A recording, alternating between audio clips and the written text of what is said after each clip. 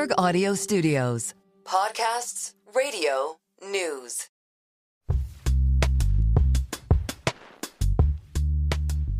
All right, Alex, we're here in Miami. It's a huge weekend, F1 weekend. Our guest today is Susie Wolff. She's the managing director of F1 Academy.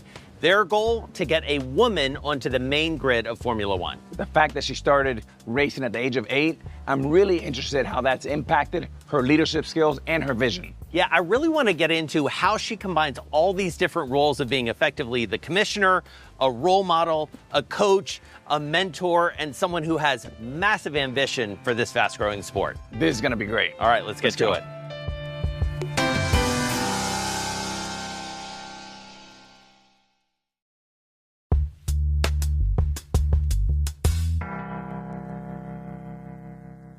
Susie Wolff, welcome to The Deal. We're so excited to have you. Thank you for having me. Excited to be here. Huge time here in Miami. We have so much to talk to you about. But I want to start with your core mission right now, which is getting a woman back onto the Formula One grid. It's been 50 years since it happened. You were one of the people who've probably been the closest in that intervening period. What's it going to take? Well, it's a huge challenge, first and foremost, because the sport isn't segregated and there's only 20 spots on that Formula One grid. So regardless of gender, it's incredibly tough to make it. But one of our biggest problems is the fact that the sport is still seen as so male-dominated. So we don't have enough young girls competing for the best to rise to the top. So we need to change the perceptions, we need to create role models, and we need to get more young girls entering the sport in the hope that one is good enough to make it to the very pinnacle. And enter F1 Academy, which is your job. Well, F1 Academy, we exist, it's a junior level. So it's Formula 4, which is in the pyramid, Formula 4, Formula 3, Formula 2, then Formula 1. And we exist as a segregated championship. It's only for female drivers. And it's basically, we want to be the rocket fuel for progression. We've got some of the best junior teams in racing. And we want to find and nurture young female talents so that they have a better chance of making it to Formula 1 in the future. So you come from a racing family. You started racing at the age of 8. Apologies, because my voice is terrible. We had a big game last night. But I always think about being an athlete all the time. You started racing at the age of 8. How has that shaped your leadership skills and the mission that Jason just described? Massively. I think when I look back at the age of 8, I was that very competitive, ambitious little girl. I loved speed. But of course, you only do what you enjoy in the moment. You're not thinking of a career. And I wasn't the stereotypical girl racer. You know, I loved pink. I had my Barbies during sessions. But I just found this huge passion for racing and that competitive spirit. And I was taken to watch a Formula 3 race at the age of 13. And that's really when everything changed in my head. I suddenly realized, oh, I could be a racing driver. I could make it to Formula 1. And that's when it stopped being a hobby and I became quite dedicated. And I think that dedication came with a lot of sacrifice. And sometimes my parents felt maybe I was sacrificing a lot of those teenage years where you're supposed to, party, meet boys. But I never felt that way. I always just loved what I was doing. And for sure, the tenacity throughout my racing career has been a huge help now when I've moved into the business side of the sport. Susie, as a father of 2 teenage daughters, thinking of you as an 8-year-old behind the wheel, I mean, is it ever scary? Because I get scared to go on the turnpike. I guess watching it's scary, but when you're out there and you know what it's like when you're competing, you're not thinking about any fear or any worries of what could happen. And the sport is dangerous. Mm-hmm. I was always aware that there was risks involved, but it never stopped me pushing myself to the limit. But I do think now as a parent, I have a little son, it's harder watching than it is competing. Mm-hmm. I want to go back to your parents for a second because, you come by this, it seems, this competitive spirit and this drive pretty naturally. So what did you take from them that, pun intended, sort of fueled you in your competitive pursuits? Looking back now as you get older, they shaped so much of me because my mum met my dad when she went to buy her first motorbike from his shop. She raced, but she still had her own business, and it was a dress shop business. She was very elegant, but in a second could switch into her race gear and be out on track with my dad. And that for sure gave me a very good inspiration of what it could be. You can be both. And also their relationship. My dad had so much respect for my mum. They both had their own businesses. He always said, whatever he can do, mum can do too. And they were very equal, and they pushed each other and they supported each other. And growing up seeing that, it's definitely what I've managed to achieve in my own marriage, that I have a husband who also pushes me to be my best self and doesn't wrap me in cotton wool at all, but pushes me. And I have that support background, but for sure, so lucky to have the childhood that I had. And for those who don't know, your husband is Toto Wolff, who's the CEO and team principal of Mercedes, the Mercedes team. Okay. He is all of those things. And so that notion, just, sticking with your childhood for a second, this was very natural business, or you felt at home in it. Well, my dad always raced two wheels. He did the Isle of Man TT, which is probably the scariest, most dangerous motorbike race in the world. And he always said two wheels was too dangerous for his little girl. So he at least put me on 4 wheels. So that's where he drew the line. Okay. That's where he drew the line. And I got a little go-kart for my 8th birthday. Wow. And so take us, briefly through your racing career, because we want to talk a lot about you as a business person. But, as with Alex, so much of your approach is you were an athlete. You were on the grid. And we see this come through very clearly as you're advising and mentoring these young women who are in the academy. Walk us through your racing career. Well, I started at 8 and wasn't a clear talent initially, but had a lot of tenacity. So I kept getting better and got to quite a high level in the national championships, then the British championships, qualified for the Europeans, and by the age of 18 was ranked 15th in the world. And I was often the only girl, but never saw myself as the only girl. In my sport, you wear helmets. You don't actually see your competitors. But when I was 18, I was given an award as top female. And I think that was the first indication that I was seen as different, because I remember being embarrassed to get the award because I couldn't remember even seeing any other girls out on track. But that gave me the springboard, that good result, to move into single-seaters. So I started in Formula Renault and had quite some success, was racing against Lewis Hamilton, had some podiums, got a lot of attention because I was the first ever female to make the Young Driver of the Year award, which is a very prestigious award in Europe. And didn't win it, got nominated twice, lost it twice, but got noticed by Mercedes-Benz. And I had tried to make it into Formula 3, that category I'd seen as a young girl. But one of the difficulties in my sport is the financial barrier. You need money to go racing. You need to raise sponsorship. And I mean, I'm giving my age away here, but I had a great sponsor, British Telecom, because they were launching something called broadband. But they were a great support of mine. But when I was just starting in Formula 3, I then broke my ankle. And that was one of the toughest episodes of my career, because everything really slipped away. I lost my seat, I lost my sponsor. But I got that one phone call from Mercedes-Benz, come and test for us. And as much as people say, well, there must have been so much riding on that test, I had nothing to lose. I had nothing. So I gave it all I had, and they offered me then a 1-year contract, and I ended up staying for 7 years and then managed to make my way into Formula 1 as a test driver, and stayed there until I realised that I wasn't going to make it into a race seat. And I think, like as an athlete, your days will be up at some point. And I very much wanted to be in control of that decision and not wait for the phone to stop ringing or a contract to be produced. So I then decided in 2016 to call it a day. Yeah, they often say that athletes die twice, real death and when you retire. And I found that to be true. But Susie, going back to your racing days, if I look at a baseball player or a young girl that's playing softball, I truly understand what makes that player good or great or not so good. I'm a novice, so excuse the simple question. What makes a good driver? It's definitely a combination. I think the earlier you start, you build the synapses of what it is to be fast out on a racetrack. But for sure, if you look at someone like Lewis, who's possibly the greatest of all time, incredible hand-eye coordination, incredible balance, very peripheral vision, that you understand what's going on, you can read a race out on track. And then the ability, we say when a racing car is dancing, because in the end, you are trying to push the car to the absolute limit. And the limit is where you need to be to put the best lap time together. And it's the drivers that are able to find that very sweet spot of being on the absolute limit of what the car is capable of. And getting 2 or 3 tenths close to the front is pretty manageable. Getting to be the quickest and pole position at the very limit, that's what takes something extra special. And so talk about that moment of transition. You know, when you make the call to get into the business side, you make it proactively. How do you map that out? What's your playbook for saying, okay, I want to be this, or I want to pursue it in this way? Like, what's your thinking there?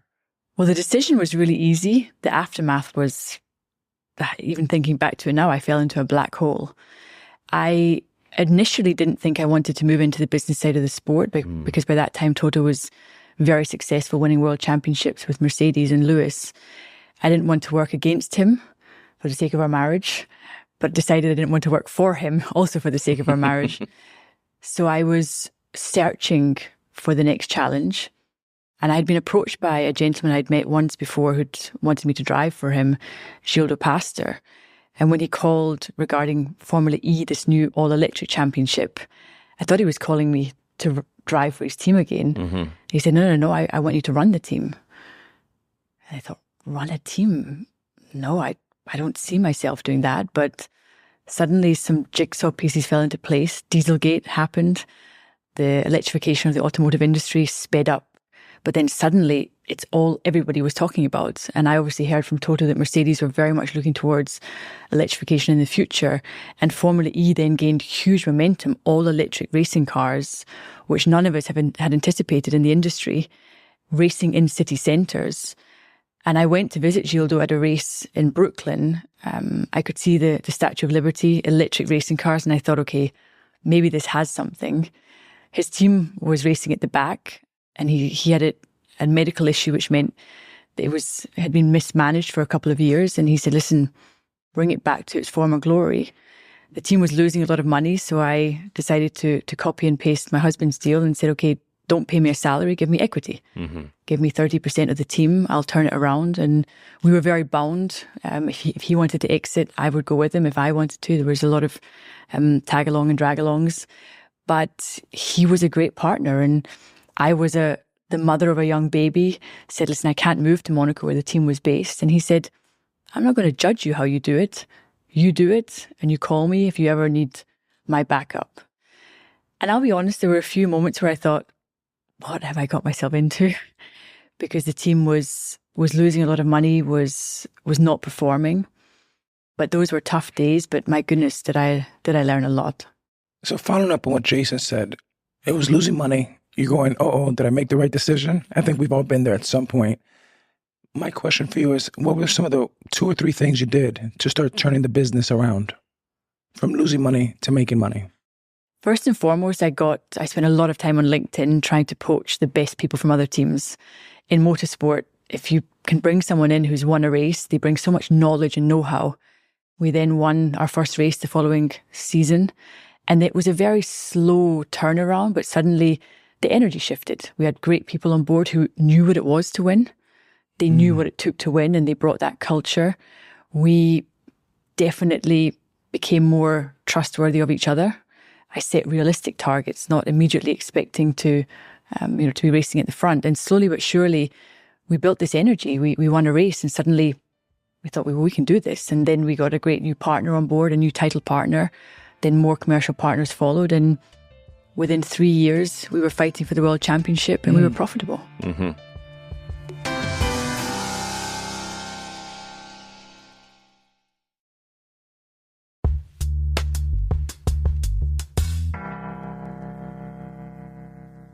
So I want to fast forward a little bit because I want to get into F1 Academy and your decision to do that. It's a seismic moment, truly, in this rapid growth story that's happening around Formula One. So tell us about getting that call. I assume it's from Stefano Domenicali, the CEO of F1 Academy, who you obviously know well, has been in the business for a long time. What is that conversation like? How does it start? Well, we had sold the Formula E team, Gilles and myself, and he's a visionary, and he was looking to move into the space industry. He wanted to build an electric rover to go on Mars. And I was really intrigued by the technology, really thought it would be great to get out of motorsport and push myself out of my comfort zone. So I was quite far along on that journey. And you were literally headed to space. I was headed to space. And I got a call from Stefano and Greg Maffei. They were at the Mexican Grand Prix. Greg Maffei, who was then the CEO of Liberty Media. Yeah. And they said, listen, we're thinking of starting an all-female racing series. I said, fantastic. It would be great. And anything I can help with in the background. And they said, no, you're going to run this for us. And there was a transition period because I definitely didn't see myself doing that. But after a lot of discussions at home, realized it was a once-in-a-lifetime opportunity. The sport that I knew so well, having been a driver, I knew all the challenges on being in a racing seat and how tough it could be. And I knew the business side of it. And very much felt, well, if I didn't take this opportunity and didn't hand the baton to the next generation and try to make it better, I would probably always regret it. What were your reservations? What was your skepticism? My skepticism was, did we need an all-female championship to help? The sport isn't segregated. Is it right only to segregate at one level? And then the championship had already been set up to race on separate from F1. And racing on an empty racetracks with no spectators was going to always be difficult to make it a commercial asset for Liberty and ultimately Formula One. So I knew there had to be a completely different business model. And there had been a series that had tried and failed before. Right. Which had contacted me several times, and I never understood their business model, but I knew it wasn't easy to make something like F1 Academy into a viable commercial model. So those were the kind of challenges. What turned you?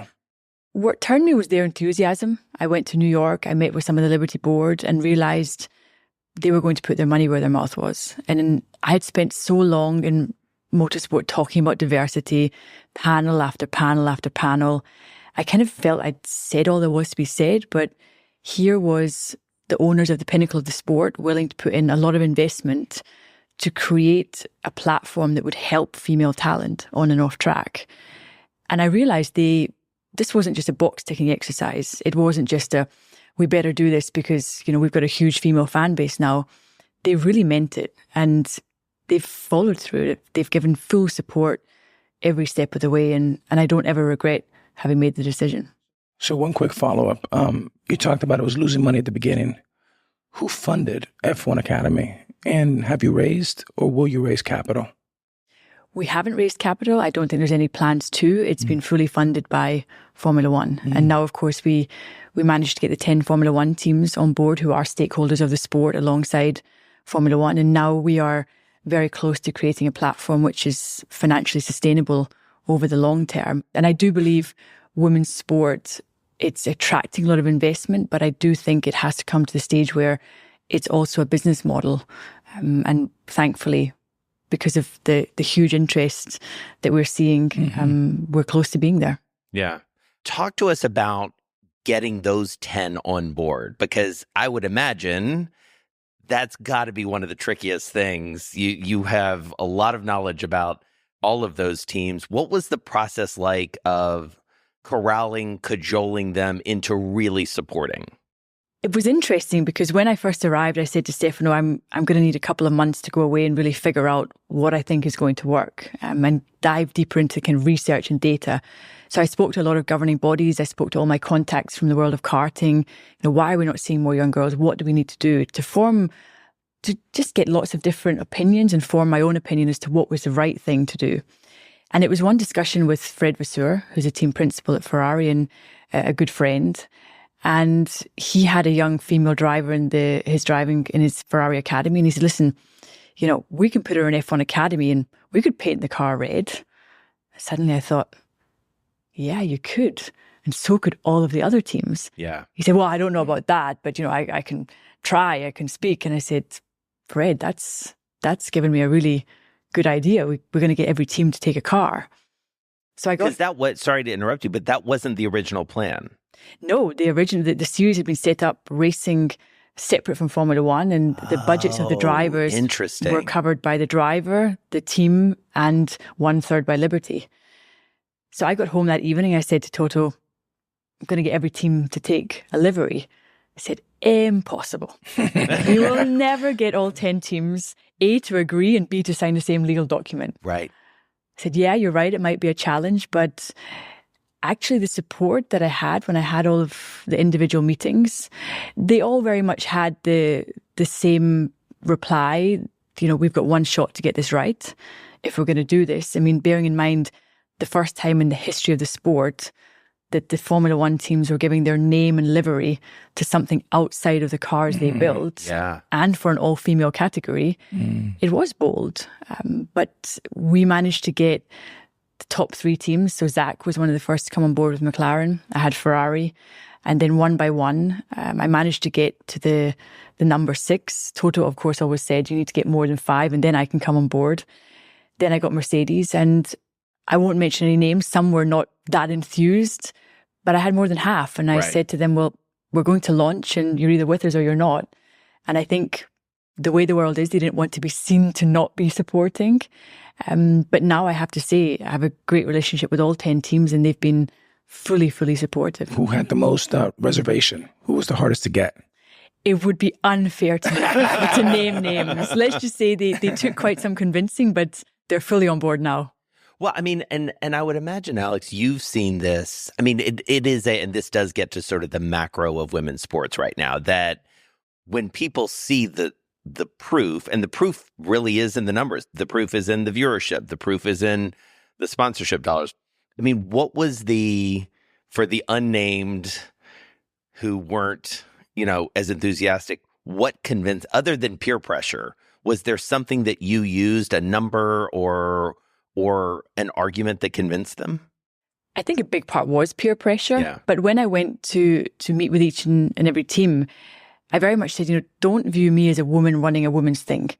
This is for the greater good of our sport. Right. And this can be something hugely impactful and powerful in a really positive way. Because thanks to Netflix and Drive to Survive, 42% of the F1 fan base is female. The fastest growing fan demographic, the 18 to 24-year-old female. So there's a huge audience. And I think the teams realized that there was this massive shift. And there was this younger female audience that was really getting into the sport. And it was about showing that the sport they loved wanted to create opportunity for women, and wanted to show that the sport isn't any longer as male dominated as maybe it was once perceived to be. So I think that was part of the reason, but also I respected their reservations. It was bold. My vision was bold. It was going to take a lot to pull it off. It was a tough time to get it done, but we got it done. And then as soon as we announced it, it was time to try and get on the F1 calendar. Right. Stefano gave me huge support to meet with all the promoters. Again, not all of them were hugely enthusiastic, but some were. And I got half a calendar, and Stefano helped me to get a few more on to make a full calendar. And now that's not an issue anymore. So that initial maybe skepticism, I think, has completely shifted because we're up, we're running, and people can see that it's having impact. Susie, being involved with the WNBA and team ownership with the Lynx in Minnesota, over the last several years, we've seen this incredible amount of increase in interest, in dollars pouring into sponsorship and marketing. And then on the back end, the ROI has been incredible because the viewerships have never been better.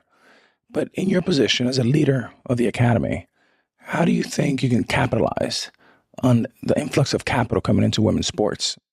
Well, we're lucky in that I never needed to look for investment. I never needed to go out and prove the business case because I had all the support I needed from Formula One and Liberty. But I do think to be successful in the long term, first and foremost, we need to create great racing.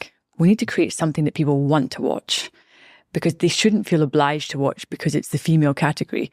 We need to come to a race weekend and be a great addition. Promoters have to see the value of having F1 Academy. And then on the other side, if we get that extra viewership, if we get those extra eyeballs, commercially, we have a very strong proposition. And the two are so closely interlinked, and it's really that vicious circle. You can't really have one without the other. But suddenly we managed to get a lot of the F1 broadcasters also showing F1 Academy. Now we have our own Netflix docuseries. Suddenly we do have that reach. So for the commercial partners and for the teams, it's a real business case to go out to their partners and sponsors and say, okay, well, F1 Academy makes sense. Not only are we doing something that's good for the sport in supporting female drivers, but it's actually a return on investment for us. And I think the two had to go hand in hand. And it's been definitely lucky timing as well. The world changed. Women's sport had this huge moment, and Formula One had this huge surge in popularity. And I do think all three came together that it gave us at F1 Academy a good shot at success, for sure. So, Susie, when it comes to sponsorship, I mean, one of the ones that obviously jumps out when it comes to F1 Academy is Charlotte Tilbury. Not a natural name that we would associate with motorsports. Talk to us about how that deal comes about, because the car itself really jumps out, but even the association is notable. How does that happen? Well, once I had the great idea of bringing in all the assets in-house and owning the liveries and commercializing them centrally, I woke up on the 1st of January last year and realized, okay, I've got 6 liveries I need to sell. And the first race is in kind of 8 weeks. But there had been a friend of mine throughout my racing career who had been in touch. She knew Charlotte Tilbury and said, listen, Charlotte would like to support a driver. So I immediately picked up the phone and said, listen, don't support a driver, become a partner of F1 Academy. And it was one of those phone calls. It was with their head of partnerships where 10 minutes in, we just knew we were going to get a deal. We were so aligned. They wanted to move into women's sport. Their whole mantra is empowerment, see it, believe it, do it. And I very much wanted to bring in a female-founded, female-focused brand. I wanted to break down the stereotype that, well, to be taken seriously as a racing driver, you had to be like a tomboy. No, if you want to turn up at the track in a face full of makeup, you can, or with no makeup. That doesn't reflect on your ability as a driver. And we were just so aligned from the get-go. It was a challenging deal to piece together because Formula One was used to huge deals with oil companies, with logistics companies, and this had to be pieced together in a very different way. And when I called Stefano and said, it's a brand called Charlotte Tilbury, he was like, who? I said, can you ask your wife? And I could hear him, Sylvia. And he's like, okay. He said, I trust you. If you think we've got to do this, then let's do it. And we got the deal done. And I said, okay, you have a livery to design. And they sent me through the livery with these hot lips plastered all over the race car with lipsticks hanging out. I thought, oh my God, this is going to create a lot of attention, maybe not all of it positive. But I knew it had a real impact when my stepdaughter, she's studying in LA, not really interested in motorsport. She called me and she said, you've just done a deal with Charlotte Tilbury. That is so cool. Yeah. And I thought, well, if we've reached a dorm over in LA, it means we've done something right. And it just blew up. Yeah. And so what does a deal like that do in terms of not just drawing attention, but maybe changing the conversation with other sponsors? Or does it? The amount of brands who I've spoken to have said, well, I want to do just what Charlotte Tilbury did. Let's copy and paste that deal. Because she came in and really disrupted. And we wanted someone to disrupt, to come at it differently. You know, in our Paddock Club area, we have a makeup station. We wanted to challenge what had always been the status quo in racing. Let's do it differently. Let's not be ashamed of our femininity. We can still be here and be taken seriously as women and celebrating being women. So it was that partnership which really was the foundation for others coming on board. Tommy Hilfiger was one for the first to call and say, how can I support? And also took a livery. And then slowly but surely we got most of the cars sold. And now I'm in a great position where I don't have enough cars left anymore for the demand, but I keep my feet firmly on the ground. You know, we've had a huge success in a short space of time, but we need to keep making sure that we're making the right decisions for the longer term, that we're still making sure that we're evolving in the right way for these young girls up and coming to see the opportunity and to really grab the opportunity.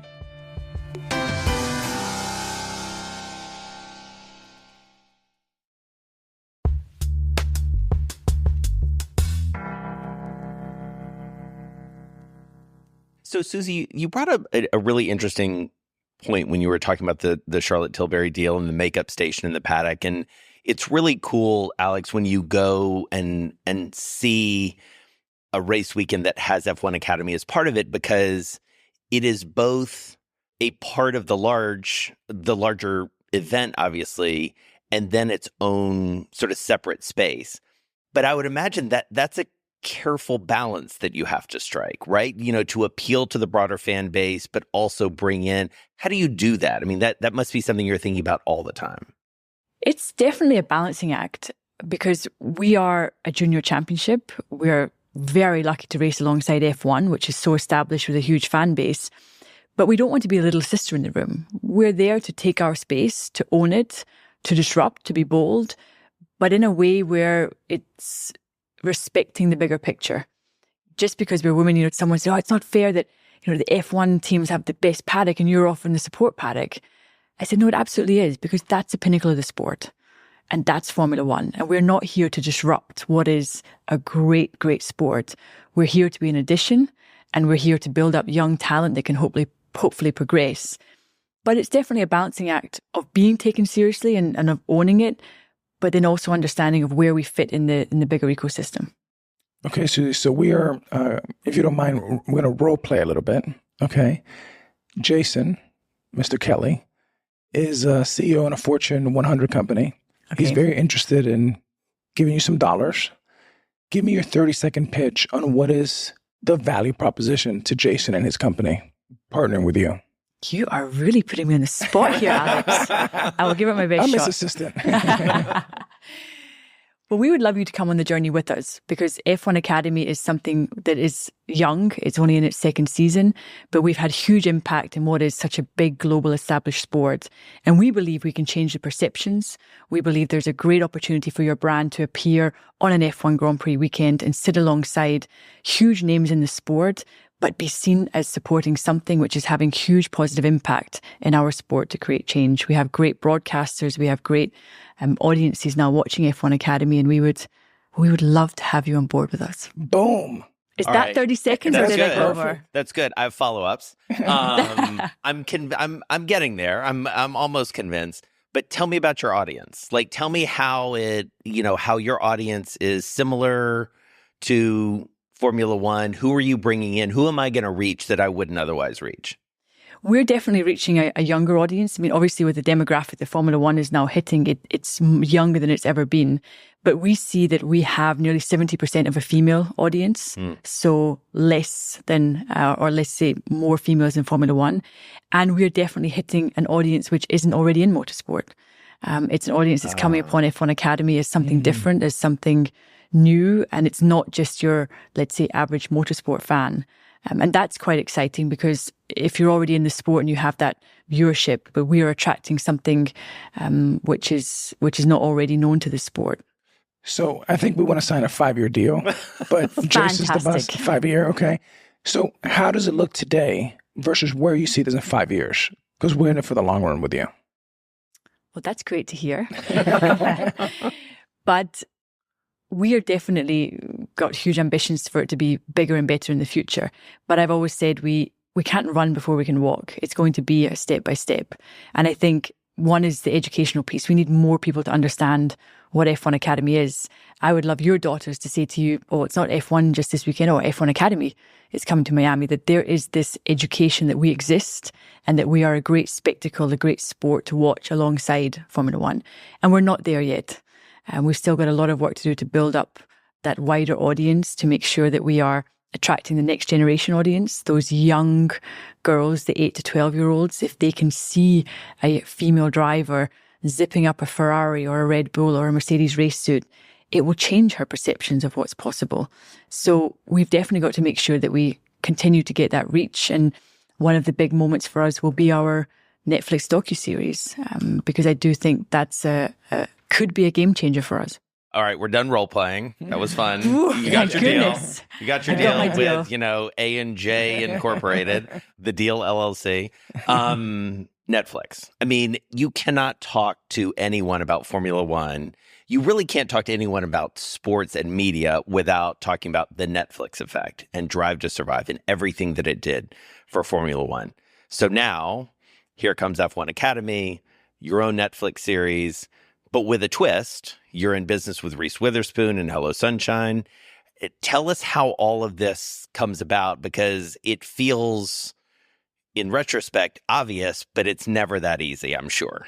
No, it's never that easy, but it was a partnership that I felt was meant to be. I think Hello Sunshine and what Reese created with Hello Sunshine, trying to tell the women's stories in a way that hadn't been done before, it fitted so well with F1 Academy and our story.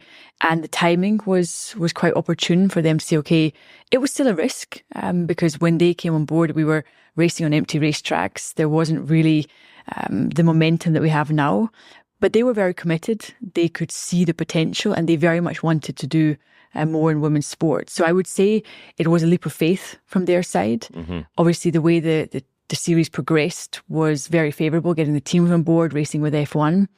And then we had to find a streaming partner. And it was always clear for me I wanted it to be Netflix, because I wanted to be in the F1 paddock. I wanted to have the team principals as part of our story, because they were the people I dealt with every week. And I also wanted people to see how much support F1 was giving F1 Academy. And the negotiations started, and we had more than one that was interested, and that led to us getting a deal quite quickly with Netflix. And then it was, for me, really a voyage of discovery. I very much wanted this to appeal to people that weren't in the motorsport bubble. Mm-hmm. And I had to sometimes take a step back, because I don't think I'm the right person. I know too much about the sport. You're not the target audience. Yeah. I'm not the target audience.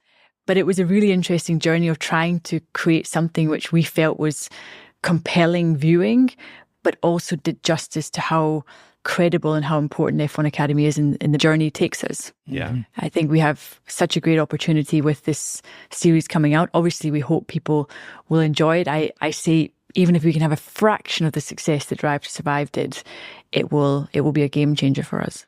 So tell us about it, sort of that compare and contrast, because, I mean, you had a front row seat. Your husband, Toto Wolff, was notably very skeptical about Drive to Survive from the beginning. Mercedes didn't participate in the first season. He's talked very openly about how he got that one wrong, and obviously has become a key character. You obviously have appeared on Drive to Survive a number of times in your various roles around the sport. What did you learn from being featured in that series that impacted or affected how you think about this series about F1 Academy? It was quite a challenge, because the Formula One teams and drivers and team principals are all very established. We have 15 unknown drivers who are at the very beginning of their journey. They're not established superstars yet. They're literally teenagers in some cases. They're literally young women who have been given this incredible opportunity. And for some of them, it was quite a big challenge to suddenly be with cameras everywhere on a Formula One race weekend. And we had to protect them in a way that we weren't being too intrusive. But we needed to see the drama. We needed to see the human stories. And because we're not in the F1 paddock, the cameras could go everywhere. And they managed to capture, for me, quite emotional to watch back, to see how tough it was for some of the drivers, and definitely made me question a couple of things that we can do to improve it for the young drivers. Because it is tough. You're suddenly in the limelight. And as much as you need that exposure and that limelight to help you in your career, suddenly there was a 17-year-old signed to a Formula One team racing 2 hours before Formula One, and just 1 year previously she was karting. So it was a big step up, but I felt very sure that we needed to create that exposure, and we needed to create this disruption to get the eyeballs in the audience and to create that impact. So it was definitely a learning process. And then, of course, the balance between how much of the racing that people want to see. Was it more the drama off track? I didn't want it to look like a girly, reality TV show. These were serious young racing drivers that had to be taken seriously on screen. But I have to say, Hello Sunshine and Netflix it was really a privilege to work with both teams, because we always had the eye on the bigger picture and the balancing act of doing it credit in the right way, but trying to create something that people enjoy watching. Which is, when you watch this show, it's fascinating because, there are a lot of people who, run leagues or run teams who, they're a little bit, removed from the action. Knowing this guy and knowing how passionate he is about the pursuit of excellence on court, on field, whatever, you have sat in these seats. And so you have this very intimate and emotional relationship with these drivers that may be, I dare say, different from maybe another executive. Is that fair? Definitely. Definitely. And there's moments where if I see a driver that's had a bad qualifying or bad race, I can sympathize so much with how she's feeling. If a driver's under immense pressure because the results haven't come, I know what that feels like. But on the other side, I remember here last year, Abby Pulling, she stood on the podium at the Miami Grand Prix weekend. And I thought, to have that opportunity, I'd never had the chance to ever even close to Formula One when I was a young racing driver. So the idea that we've created that opportunity fills me with pride. But there's definitely, for me, a real emotional part. And I obviously have to try and stay a little bit detached from the drivers because I don't want to ever show favoritism. But I definitely have passed the baton on. And I have a new head of talent development who I can see when a driver's struggling, or I can see when there's an issue, and I always say, okay, you got to go and speak to her and these issues. And I can pass on all the mistakes that I want them to avoid that I made, and all of the things which, looking back, I could have done better. I love that I can pass that knowledge on. You must feel that. I do. And I got to tell you, Jason and I were speaking before you walked in, and we were talking about how great that first episode was. Thank you. It was really, really good. And I can relate so much with you because as you kind of walked in as the boss, when I entered the New York Yankees in 2004, I had another boss, and his name was George Steinbrenner. Literally the boss. The boss. And it was like this reverence and like this ultimate respect. And I saw those young ladies, and of course I think of my daughters, the way they look at you.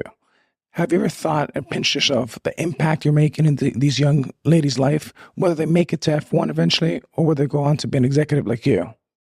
I don't stop to think about it. I can see that they take on board a lot of what my opinions are and when I give them advice. And I certainly feel sometimes I'm sitting in a room full of men and we're discussing F1 Academy and they all have opinions. And sometimes I have to hold myself back because I think, well, you're not a woman. You've never driven a racing car and you're trying to tell me that this is how it needs to be. But I respect the other opinions because I think sometimes it's different perspectives, which can also open my eyes to new things. But I love what I do. I love the fact that I'm creating something which is giving these young drivers an opportunity that I could only ever have dreamed of, and that the sport that I love has made this possible. You know, it's interesting when you say that, Susie, because I think I have some sense from your stories about what you're up against a lot of these times. And I do wonder in your mind, like, are there times when you just think, God, this is exhausting? Like, why they're just like banging on doors or beating your head against the wall, whatever, metaphor you want to use? Like, does it sometimes just feel like this is ridiculous that I have to work this hard for something that's so obvious? Absolutely. There's definitely been moments where I thought, have I got this? Have I got it in me to keep going? Yeah. But I think it's from my racing career, that tenacity, that never giving up and being so close to achieving what I want to achieve. But there are days where it just exhausts me, the endless conversations and not being able to actually make things happen, just talking about. So yeah, there are, but I think everyone has those tough days. Sure. So it does feel like in these first 2 years, there have seemingly been moments, so I'm sort of flipping the question on its head when I said, are there frustrating moments? Have there been moments, a moment or two, where you've thought, we're doing something real here. This is happening. It was the biggest moment for me was Jeddah last year, where I had few people with reservations that we should be racing in Jeddah because it was such a dangerous and fast racetrack. To which my answer was, well, if men can race it, women can race it. That shouldn't be a consideration. But it was the first time I'd seen the 10 Formula One teams with their own liveries. It was the first time I'd seen our partners with their own liveries. We put all 16 cars on the grid to take a picture. I had the Netflix crew following me with Hello Sunshine. And that was a moment where I suddenly got a bit emotional because all of that hard work, it had come to life. We were at the Saudi Arabian Grand Prix. There was those 16 cars, all with their liveries, these young women with their race suits ready to go. And that was a very, very proud moment. And so what's the next leap forward? I mean, what's the next big milestone for you and for the team? You're 2 years in at this point.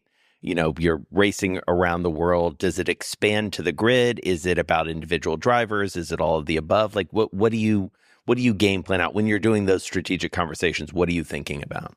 It's really important for me that our champion goes on to success in the sport, that the best female that we've identified can go back in and mix it at the front in a normal championship, because the sport isn't segregated. And our champion last year had our first race a couple of weeks ago and nearly finished on the podium. Such an important sign for us that we are at the level where these young women can compete and do have a chance of making it to the top. So the progression up the ladder is really important for our long-term success, as much as getting more young women racing, because we need to increase the talent pool. And when I go to kart tracks, and my son had his first race a couple of weeks ago, and there was a girl fighting for the race win, and that's normal for him. He doesn't question a young girl being out on track with him and being really competitive. And that's changed. There's so many more young girls racing because now they have a clear target. Well, I want to get to F1 Academy. And we need both to function for F1 Academy to be successful long term.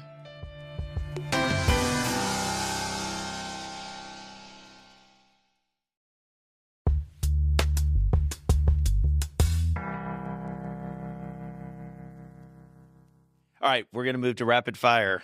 No pressure. Here we go. Ready. Well, I just did a pitch in 30 seconds, so I kind of feel I'm come prepared. on, you're good. You've got this. What's one word to describe your deal-making style? Authentic. What's more important to you, your gut or data? Gut. Who's your dream deal-making partner? Toto. Oh, good one. What's the best piece of advice you ever received on deal-making or business? Always have another option. Don't fight to make the one deal work. What's the worst advice you've been given? The deal has to happen at any cost. What's your hype song before a big meeting or negotiation? Don't Stop Believing. Good one. As we've talked about, you have a new docuseries out on Netflix, F1 The Academy. What's your favorite sports documentary of all time, other than that? I love the Michael Jordan basketball. What was it called? The Last Dance. The Last Dance was fantastic. If you can only watch one sport for the rest of your life, which one is it? Formula One. What team do you want to see win a championship more than any? Oh, the Scottish rugby team. They need to win something finally. What's your advice for someone who wants to have a career just like yours? Go for it. I think quite often it's taking that first step, which is the hardest. But I think you need to believe in yourself and simply go for it. Boom. Susie Wolff, this has been such a treat. I survived. You did it. Listen, you were one of the first people I thought of when we started this show. I really have watched your career with a lot of admiration, as I said, and really grateful to you for spending some time with us. Thank you. Thank you both for having me.